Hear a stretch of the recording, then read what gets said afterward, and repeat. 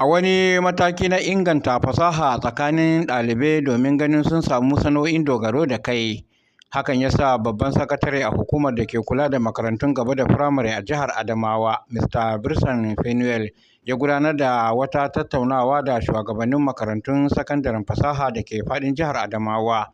Mr. Birsan Fanuel ya shawarci shugabannin makarantun da su mai da hankali sosai a makarantun da kuma baiwa ɗaliban cikakken koyarwa, wanda hakan zai baiwa ɗaliban damar dogaro da kansu bayan sun kammala makarantun. Mr. Fanuel ya ce ko a makon da ya gabata ma ya ziyarci wasu makarantu musamman ma na kimiyya domin duba yadda ɗaliban suke rubuta jarabawa, wanda hakan ya sa ya yi tunanin mai da hankali a makarantun fasaha, wanda su ma su ne suke da dama sosai. Shi yasa ya gayyato shugabannin makarantun fasahan domin tattaunawa da zai taimaka wajen inganta makarantun, domin a cewarsa gwamnati ta yi dukkanin abin da ya kamata a makarantun. In fact, even last week I was out of the state metropolitan. I went through some various schools to see how our students are writing their exams, especially the science subjects. So when I come up, I developed an idea that the technical schools have more practicals than even some of the science schools. So I decided to call their attention that we have to get a meeting with them so that we will share ideas on how we can remedy our students from falling into exam malpractices, because we are not going to conduct exam malpractice this time around. Mr. Birsan Fanuel ya bayyana cewa yana daga cikin wannan tattaunawan domin duba makarantun fasaha, wanda a shekarar da ta gabata gwamnati ta rarraba kayayyaki da ya lashe miliyoyin kuɗaɗe a makarantun. Saboda haka ne gwamnati tana son ganin ɗaliban sun samu horo mai kyau, wanda hakan zai taimaka musu wajen dogaro da kansu, duba da yadda ɗaliban da ke kammala makarantun suna da yawa. Rightly, you can see now the main thing that I call this meeting is to revive back technical schools in our state. In fact, last year, government has supplied millions of materials that cost millions of naira to our various technical schools. So that's to tell us that the government wants the attention of our children to move into technical aspect of creativity. If you look at the number of students that are finishing schools without work, is becoming an alarming condition. But if those students can move to technical schools, not at least all of them will come out with one or two things to do.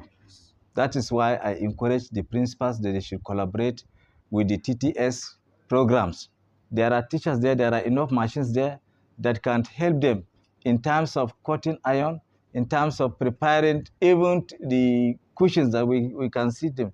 Students can be trained on how to make cushions. Students can be trained on how to make materials that are usable to our homes. So I believe that with the type of material we are having today in our schools and the teachers, the quality of teachers we have them, these things will be thing of the past. Mr. Fanuel Birsan ya ce nan gaba kaɗan ma za a gudanar da bikin ƙirƙira a tsakanin ɗalibai kimiyya da fasaha, domin ganin sun samu haɗin kai a tsakanin ɗalibai da malamai, domin ganin an samar da abin da zai taimaka wa ɗaliban musamman ma wajen dogaro da kai. Very soon, we are still on the process of conducting science innovation festivals, whereby all our students will be engaged together with their teachers to see that they bring out something out of what they have been learning for. So with this, I think that it will send a signal that we have changed completely from theoretical aspect to practical aspect of our learnings. Shi ma a jawabinsa shugaban makarantar fasaha da ke Numan, Mr. Aso Adugi Edgar Gwadi, ya ce sun kasance a ofishin babban sakataren ne domin tattauna yadda za a zaƙulo hanyoyin warware matsaloli da ke fuskantar makarantun irin su wutar lantarki, ruwan sha da dai sauransu.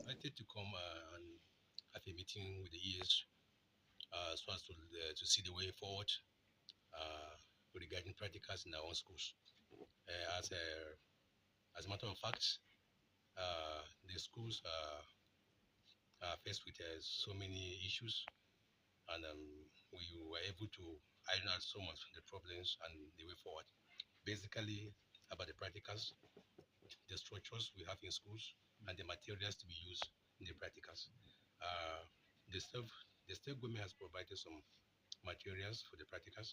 Shi ma a nashi ɓangaren shugaban makarantar fasaha da ke Yola, Mr. Sunday Musa Malgui, ya ce sun tattauna batutuwa da dama dangane da yadda za su ƙara ƙaimi wajen baiwa yaran ingantaccen ilimi fasaha, wanda hakan ya sa suka haɗa kai da masu ruwa da tsaki har ma da hukumar nan ta TTS domin ganin ɗaliban sun samu damar ƙirƙira kayayyakin amfanin al'umma.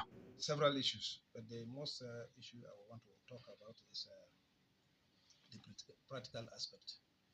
This practical aspect we discussed at length, most especially the issue of workshop attendance. Most of the workshop attendants have retired, so we use most of our staffs to do the work both sides.